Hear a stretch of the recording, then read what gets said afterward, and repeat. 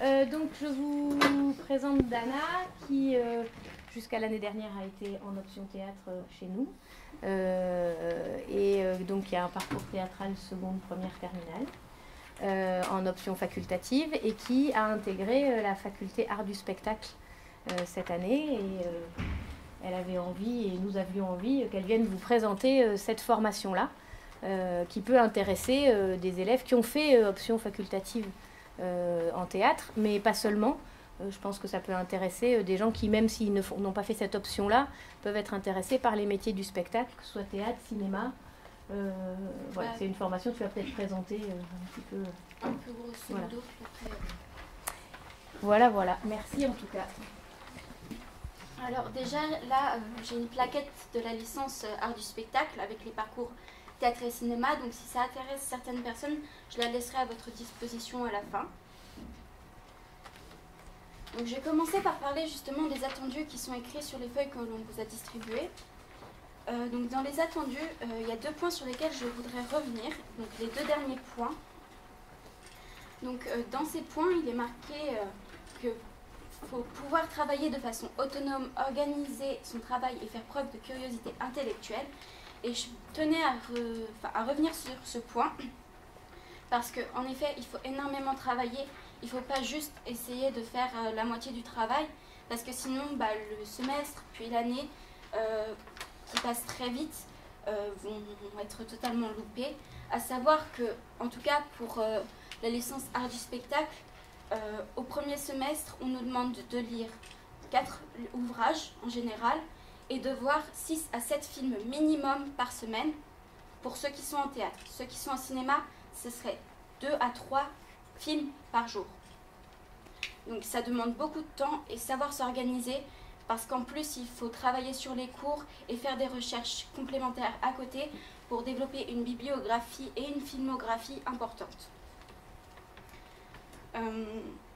Il faut, pour le dernier point, être sensible aux pratiques de la discipline artistique visée. Je dirais qu'il ne faut pas seulement être sensible aux disciplines, aux disciplines artistiques visées, mais aussi à d'autres disciplines artistiques, parce qu'en théâtre, ce qui est important, c'est le théâtre, mais aussi le cinéma. Les deux sont liés et dans chacun, il y a d'autres présences artistiques. Si on ne s'intéresse pas un minimum au théâtre, on ne peut pas s'intéresser correctement au cinéma et inversement, comme on peut s'intéresser aussi à l'art comme la peinture ou encore la sculpture, ça peut être utilisé dans les formes théâtrales ou cinématographiques. Il faut aussi s'intéresser beaucoup à l'histoire, parce qu'en première année, il n'y a aucune pratique théâtrale. C'est-à-dire qu'on ne joue pas. Si on veut une pratique théâtrale, il faut soit faire partie d'une troupe, soit aller au conservatoire. En première année, les cours qu'on a en général sont histoire de l'art, sont histoire du cinéma, histoire du théâtre, analyse de cinéma et analyse de théâtre. Ce sont les cours qui sont communs donc pour les 2 filières, en tout cas au premier semestre. Et au deuxième semestre, il n'y a plus que 2 cours qui sont en commun. Au premier semestre, les cours qui sont, toutes filières confondues, ce sont les cours de langue et de mineur, de découverte. Donc pour les langues, on peut soit prendre une langue en continuation, donc généralement ce sont les langues qu'on a fait au lycée, donc soit anglais, espagnol ou allemand. Ou alors on peut prendre des langues en initiation, ça peut être aussi bien le japonais, le chinois, le russe, toute autre forme de langue. Et donc les mineurs de découverte, c'est environ 4 heures par semaine minimum. Et donc c'est des cours qui peuvent être aussi bien sur l'histoire de l'art, qui peuvent être aussi sur la culture japonaise, qui peuvent être sur plein de matières différentes. Il y a certaines mineurs de découverte qui sont réservées pour un groupe de licence particulier, ou alors il y a d'autres mineurs de découverte qui sont un peu ouvertes à toutes les licences. Et ensuite, il y a les enseignements qui diffèrent selon la filière, donc les méthodologies. Au premier semestre, il y a un seul cours de méthodologie informatique. Ça s'appelle la JAMI, la journée pour l'informatique. C'est en tout début de semestre. Généralement, c'est avant même que les cours commencent. C'est la semaine juste avant. Et pour voir les compétences en informatique de chacun. Ensuite, il y a la méthodologie disciplinaire et documentaire. Donc là, ces méthodologies-là concernent l'art du spectacle. Il faut savoir que dans certaines licences, il n'y a pas la méthodologie documentaire. Donc en méthodologie disciplinaire, on apprend comment rédiger pour les contrôles. On revoit au final ce qu'on a vu au lycée, mais avec plus d'informations. Et en méthodologie documentaire, on apprend à chercher nos sources sur Internet ou dans les livres, comment les citer et comment différencier une source qui est fiable d'une source qui n'est pas fiable. Donc, au deuxième semestre, comme je le disais tout à l'heure, il n'y a plus que 2 enseignements communs, l'histoire du cinéma et théâtre, histoire et société, ce qui équivaut à histoire du théâtre. En gros, dans ces 2 cours, que ce soit au premier semestre ou au deuxième semestre, on parle de l'évolution du théâtre et du cinéma dans le temps, en parlant de, par exemple, comment le cinéma a été apporté à la société, quelles ont été les premières caméras. On parle aussi de la photo, parce que avant qu'il y ait le cinéma, avant qu'on puisse créer des films, il fallait déjà pouvoir prendre des photos. Donc on parle du cinématographe, de tous les appareils qui ont évolué petit à petit pour pouvoir donner au final les caméras d'aujourd'hui. Et en histoire du théâtre, on parle du théâtre à la Renaissance, du théâtre grec, de l'histoire du théâtre. Donc ensuite, les autres cours se différencient pour les 2 filières. Donc en théâtre, il y a forme spectaculaire du monde. Donc on se concentre particulièrement sur l'histoire du théâtre hors Europe. Donc par exemple, on peut parler du théâtre japonais, comme on peut parler du théâtre en Inde ou encore en Afrique. Et atelier du spectateur. Donc atelier du spectateur, on doit voir plusieurs pièces par année. Cette année, on avait 4 pièces. Pas nécessairement au TNB, mais aussi dans d'autres salles de Rennes. En général, il faut compter un budget de 40 € pour pouvoir voir les spectacles du second semestre. Et donc, à l'issue de ces spectacles vus, on doit rédiger un compte-rendu, donc un dossier sur un spectacle, en expliquant ce qui a pu nous plaire, les critiques qu'on peut avoir par rapport à ce spectacle. Et donc, ça fait la note pour cette matière-là. On peut aussi, si on n'a pas apprécié de pièces ou qu'on n'a pas pu les voir d'autres pièces ou encore parler d'une pièce qu'on a vue l'année d'avant. Et donc pour le cinéma, il y a toujours initiation à l'analyse filmique. Donc comme au premier semestre, mais sauf que c'est que pour le cinéma. Donc on apprend à voir qu'est-ce qu'une scène, qu'est-ce qu'un plan, et tout le vocabulaire pour les films et théorie du cinéma. Les autres enseignements restent les mêmes et on rajoute la méthodologie informatique. Donc la méthodologie informatique consistait en un seul cours au premier semestre et au deuxième semestre c'est un cours à part entière donc, qui se divise en 3 formes. Il y a les cours en TP, donc travaux pratiques, où on est dans une salle avec un professeur qui nous explique comment ça fonctionne. Ensuite, il y a les il y a les CM, donc en gros les cours magistraux, où on apprend plutôt tout ce qui est théorique, etc. Et il y a aussi les tutorats. Donc les tutorats, ce sont des exercices que l'on a sur le site de la fac, qui sont à rendre une semaine après qu'on ait eu l'énoncé. Et donc on utilise ce qu'on a appris 2 semaines auparavant, vu que ça se divise en 3 semaines, pour pouvoir rendre, et c'est le travail qui est noté. Et à partir de la 2e année, il faut savoir que les 2 branches, donc art du spectacle cinéma et art du spectacle théâtre, se divisent totalement, et ce sont des cours qui deviennent plus du tout communs.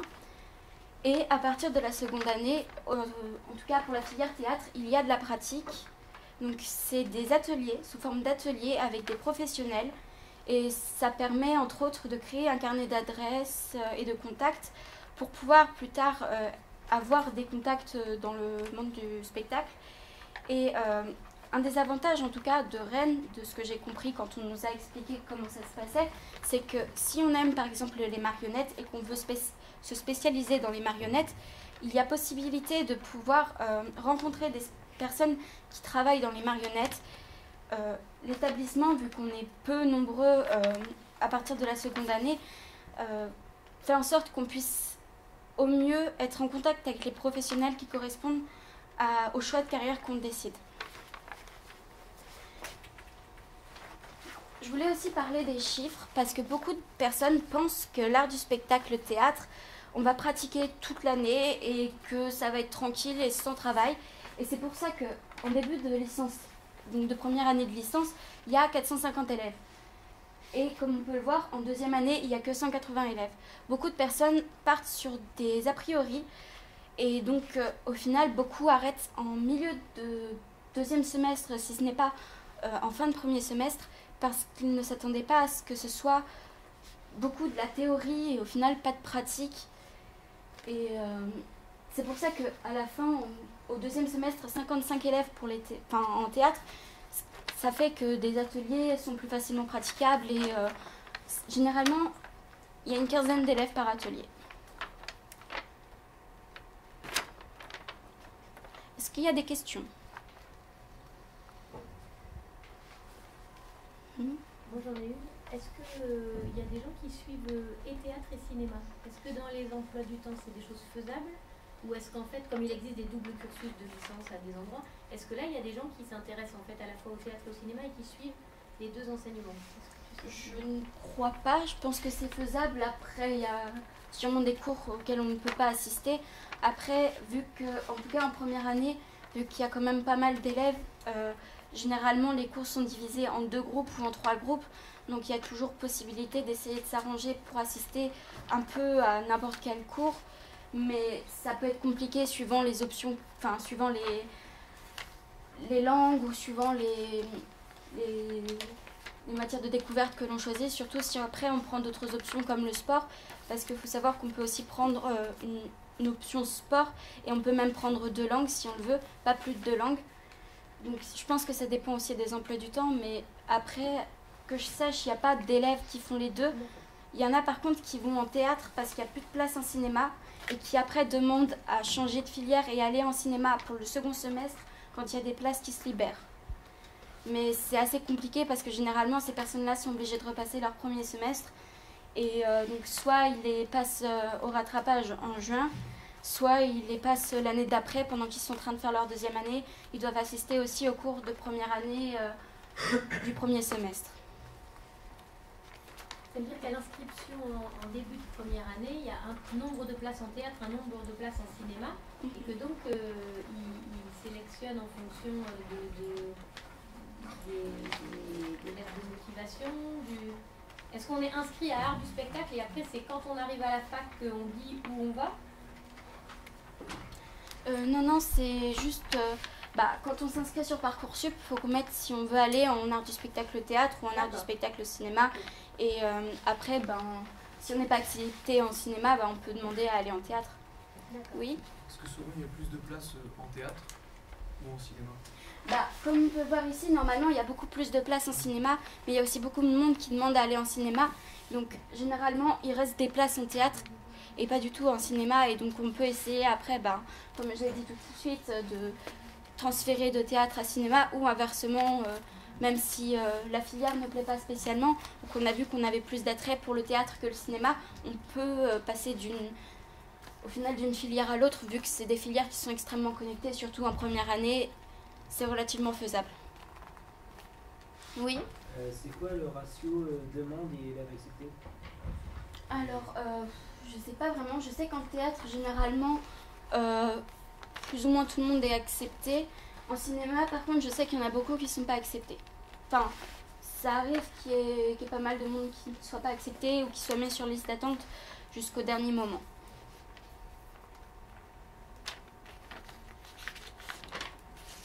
Ça te fait, tu saurais dire à peu près combien d'heures de cours par semaine tu as et parce que tu parlais tout à l'heure de l'importance du travail personnel, c'est aussi pour parler de manière générale de la fac, voilà, parce que c'est aussi ce nouveau rythme-là.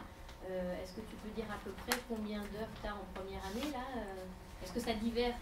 Est-ce que c'est très divers en fonction du premier semestre et du deuxième? Je dirais qu'il y a une vingtaine d'heures à peu près, entre 20 et 24 heures de cours, je pense. Après, ça dépend des langues qu'on choisit et des options, parce que je sais que moi, mon option, donc je fais histoire de l'art et de l'archéologie, et au premier semestre, j'avais 4 ou 5 heures, et là, j'ai 4 heures, mais c'est plus dispersé dans la semaine en fait. Là, je sais que j'ai sur 3 jours au premier semestre, j'avais que sur 2 jours, à chaque fois 2 heures. Et donc, bah, ouais, il y a C'est une. ta mineure de découverte Oui, là, mineure de découverte. D'accord. Est-ce que tu pourrais lister un peu plus précisément les mineurs de découverte ou c'est très vaste? Il y en a beaucoup, beaucoup. Il y a des mineurs de découverte en sociologie, des mineurs qui sont plus concentrés sur l'histoire, d'autres qui sont concentrés, je pense, sur les arts. Est-ce que le principe, en fait, c'est que comme c'est sur le site de la fac, la mineure de découverte, en gros, ça te permet d'aller suivre des cours sur les autres licences, entre guillemets, c'est un peu ça? Pas spécialement. En fait, les mineurs de découverte, c'est assez compliqué à expliquer, mais ça peut être soit pour se diriger vers, pour se spécialiser plus. Par exemple, si une personne fait théâtre et mineur de découverte culture japonaise, cette personne-là voudra peut-être se concentrer sur le théâtre japonais et la culture japonaise, et donc ça lui permettra de se spécialiser plus facilement. Et par exemple, si cette personne veut partir au Japon faire des études, ben, elle sera peut-être plus facilement prioritaire. Mais il y a aussi certaines mineurs de découverte qui sont vraiment pour la découverte. Par exemple, si vous aviez hésité entre 2 filières, vous pouvez prendre la mineure de découverte qui est plus rattachée à la filière dans laquelle vous n'êtes pas allé. Et si vous voyez que ça vous plaît beaucoup plus, ben, vous pouvez arrêter à la fin de la première année ou même pendant la première année et demander l'année d'après à aller dans cette filière-là. Tu peux faire une mineure de découverte littérature, par exemple? Oui, je pense qu'il y a possibilité. Après, il y a aussi un nombre de places limité dans les mineurs de découverte. Il y a certaines mineurs de découverte où 10 minutes après l'ouverture des inscriptions, il n'y a déjà plus du tout de place. Et il y a d'autres mineurs de découverte où il y a beaucoup de place et il n'y a pas de problème. Ça dépend d'à quel moment on s'inscrit, ça dépend de ce qu'on a envie de faire. Et ça dépend aussi des mineurs de découverte qui sont plus ou moins accessibles suivant les filières. Il y a certaines mineurs qui sont vraiment juste pour certains groupes de licence, donc résultat c'est plus difficile d'y avoir accès, mais je sais qu'il y a possibilité de demander à aller dans une mineure de découverte particulière ou une mineure où il n'y a plus du tout de place si on arrive à avoir de bonnes raisons. Dans ce cas-là, généralement, il faut faire une lettre de motivation pour expliquer pourquoi on tient absolument à aller dans cette mineure-là. Et cette mineure, tu l'as choisie en septembre? Oui. Oui, c'est ça. Elle est choisie quand vous arrivez en fait à la fac? Oui, la 2e ou 3e semaine, un truc comme ça. Enfin, c'est vraiment au tout début, on l'a choisi. Il y a possibilité de changer après, mais c'est quand même compliqué. Et ça veut dire que dans ta mineure de découverte archéologie, là, toi, tu es en art du spectacle théâtre, et il y a des étudiants de toutes sortes d'autres licences ou que des gens d'art du spectacle? Non, il y a déjà... faut savoir que les licences sont regroupées en groupes et en groupuscules. Par exemple, art du spectacle, il y a aussi tout ce qui est licence d'art, de communication et de lettres. Donc c'est une unité au final. Et donc il y a certaines mineures qui sont que pour les unités, d'autres qui sont un peu ouvertes à toutes les unités. Et là, en histoire de l'art et de l'archéologie, il y a un peu de tout. Il y a des personnes, surtout en histoire aussi, beaucoup. Je voulais revenir sur les plusieurs heures plusieurs films à voir chaque semaine. Donc, il faut savoir qu'à Rennes 2, il y a le Ciné Tambour. Et chaque semaine, donc tous les mercredis, il y a 2 films qui sont passés. Donc, c'est pas gratuit, c'est 20 € je crois par année, mais on peut payer par semestre. Et donc, en fait, on a un accès illimité aux films qui passent après au Ciné Tambour, et ça fait déjà 2 films par semaine tous les mercredis soirs. C'est déjà pas mal et ça permet d'arriver plus facilement à obtenir le nombre de films désirés, surtout que les professeurs ont tendance à s'appuyer aussi sur ces films-là pour leurs cours, et donc c'est conseillé quand même d'aller les voir. Et sinon, les films par semaine, il faut aller au cinéma ou on estime que si vous les voyez en DVD, ça marche aussi? Alors c'est généralement des films, en tout cas dans les films que nous on a vus, c'est plutôt des films qui sont assez anciens. Donc soit on peut aller dans la médiathèque, parce qu'à l'université il y a une grande médiathèque, il y a beaucoup de films qui sont facilement trouvables. Soit on essaye de les trouver là-bas, soit on cherche sur internet, mais c'est pas des films facilement trouvables au cinéma, c'est très rare en tout cas. C'est pour ça que c'est intéressant le Ciné Tambour, c'est parce qu'ils rediffusent des films qui sont très très anciens. Je sais que nous on a eu la chance de voir des films qui étaient sur bobine. Donc c'est des films très vieux et il y avait beaucoup de problèmes. Je sais que nous on a eu un problème, la deuxième bobine a refusé, n'a pas été amenée.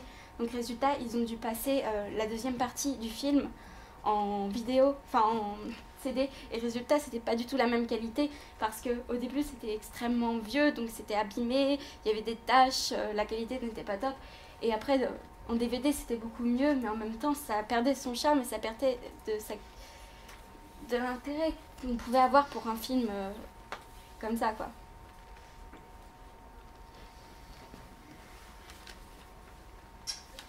Oui. Juste au niveau de l'emploi du temps, j'ai pas trop. Il y a pas mal de pauses quand même, ou on commence tôt et on finit tard? Ça dépend des années, ça dépend des professeurs aussi, parce que la particularité de Rennes 2, c'est que ce sont des professeurs chercheurs, donc parfois ils n'ont pas forcément des emplois du temps très malléables. On peut avoir cours on peut avoir 2 heures par jour toute la semaine, comme on peut avoir des cours condensés sur 2 ou 3 jours. Moi, je sais que personnellement, j'ai pas du tout cours le vendredi.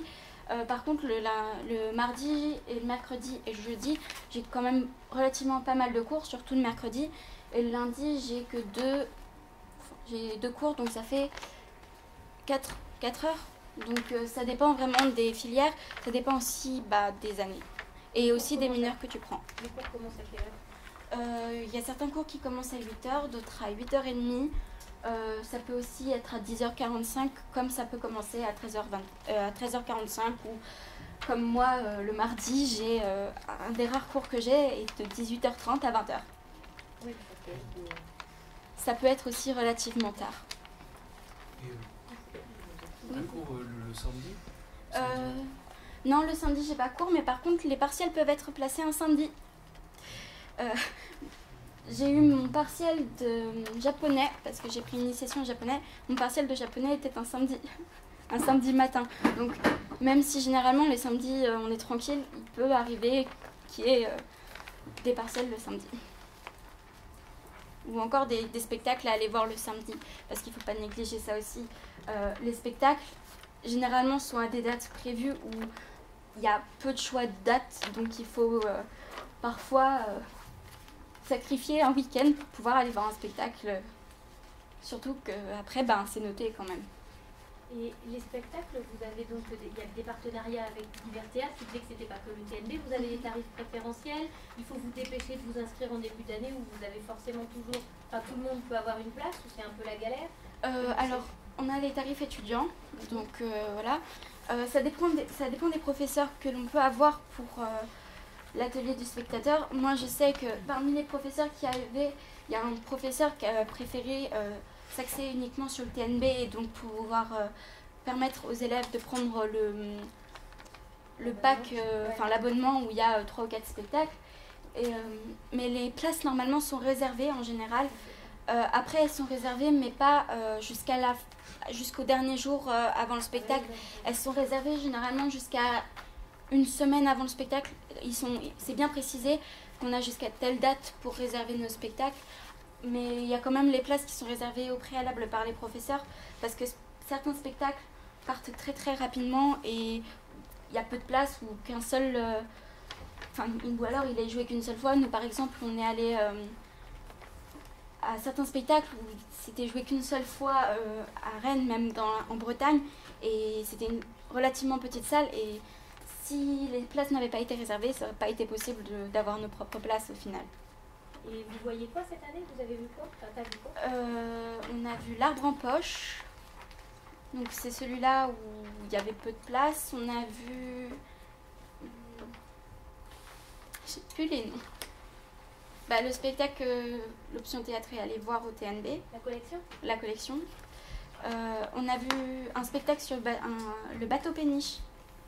enfin la péniche théâtre. Et il y avait un autre spectacle, je ne me souviens plus du nom. Mais il y a quand même... Vous avez vu déjà tous les spectacles que vous deviez voir cette année? C'est ça, généralement ils sont... en tout cas cette année ils étaient quand même relativement regroupés pour qu'on les voit relativement tôt, parce que après il faut travailler sur le dossier et ça prend quand même un certain temps. Les professeurs, en tout cas pour ces matières-là, ont tendance à nous accompagner quand même beaucoup, contrairement aux idées reçues qu'on peut avoir. On n'est pas jeté dans le grand bain sans savoir nager. On nous accompagne quand même un minimum. Et donc là, pour ces matières-là, on peut rendre plusieurs fois, demander des conseils. Les professeurs peuvent tourner vu qu'on est en relativement petit groupe. Et donc, c'est important de les voir relativement tôt. Comme ça, on a vraiment le temps de développer et d'être accompagné par les professeurs pour rendre le meilleur travail possible et donc avoir la meilleure note possible. C'est un travail qui... normalement, on devrait apporter facilement beaucoup de points à pas mal de monde parce que c'est vraiment quelque chose sur lequel on est accompagné. Et à part si on ne s'y donne pas du tout, on n'essaie pas de travailler, c'est compliqué de vraiment se planter. En tout cas, pour ces matières-là, enfin pour les méthodologies, on est vraiment accompagné.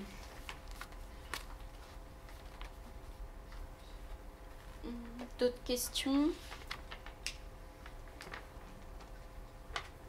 Je pense que j'ai plus ou moins tout dit. Peut-être après la licence, les gens se dirigent vers quoi? Ça dépend. Je sais qu'il y en a beaucoup qui essayent quand même d'aller en master. Après, ça dépend des personnes. Il y a aussi des personnes qui essayent de se concentrer uniquement sur des écoles de théâtre comme le TNB ou encore sur les conservatoires. Ça dépend vraiment de tout un chacun. Déjà, pour les 30 élèves en théâtre qui restent à la fin de la 3e année, il y a même moyen qu'ils s'intègrent directement dans le monde professionnel vu qu'en seconde année et en 3e année, ils font leurs contacts et ils essayent de se mettre en relation avec le plus grand nombre de professionnels possible.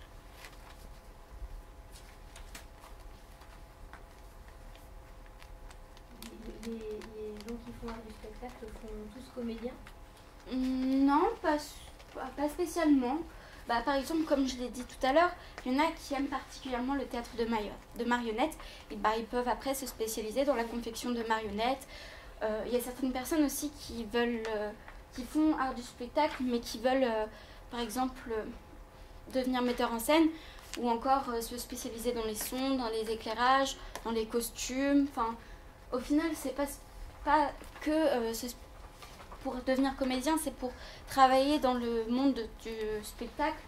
Et ça peut être aussi bien sur scène que dans les coulisses comme technicien.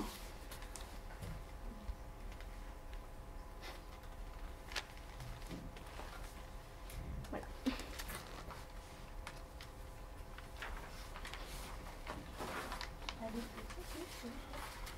Oui, juste, alors, si on prend 2 licences, c'est-à-dire que si on fait cinéma et théâtre, on a un emploi du temps ultra chargé. En première année, pas vraiment, parce que comme je l'ai dit tout à l'heure, beaucoup de cours sont communs. En tout cas, au premier semestre, tous les cours quasiment sont communs pour le théâtre et cinéma. Mais à partir du 2e semestre et surtout de la 2e et 3e année, oui, ça commencera à faire un emploi du temps relativement chargé. Après, il y a des possibilités de demander à être dispensé de certains cours et de demander à d'autres personnes de donner les cours. Mais après, c'est particulièrement difficile dans les domaines comme théâtre ou cinéma parce que, surtout en 2e et 3e année, il y a de la pratique. Il y a des trucs qu'on ne peut pas apprendre juste en lisant des résumés ou des cours d'autres personnes. Il faut quand même être présent. Mais après, c'est faisable. Il faut être capable de bien gérer son emploi du temps et à la limite de sacrifier quelques cours pour d'autres et s'adapter à ce qui nous intéresse aussi quand même le plus.